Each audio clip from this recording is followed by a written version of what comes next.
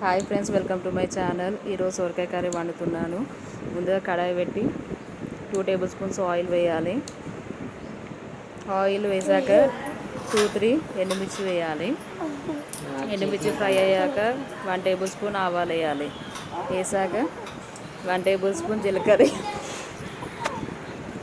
జీలకర్ర ఫ్రై అయ్యాక ఆనియన్ మిర్చి వేసుకోవాలి.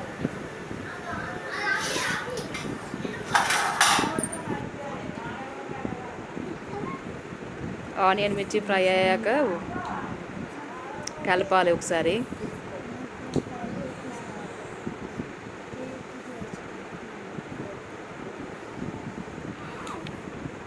ఆనియన్ ఫ్రై అయ్యాక 1 టేబుల్ స్పూన్ టర్మరిక్ వేయాలి. సోరకాయ పీసెస్ కట్ చేసినవి బౌల్లో ఉన్నాయి కదా, అవి కడాయిలో వేసి కలపాలి.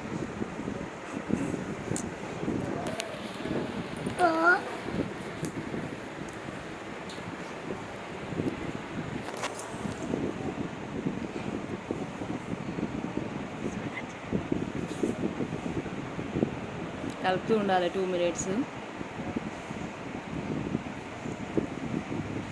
ప్లేట్ పెట్టుకోవాలి. 5 మినిట్స్ కుక్ అయ్యాక మళ్ళీ ఒకసారి చెక్ చేసుకోవాలి. కారం సరిపోకుంటే 1 table spoon red chilli powder వేయాలి. వేసి మళ్ళీ కలిపి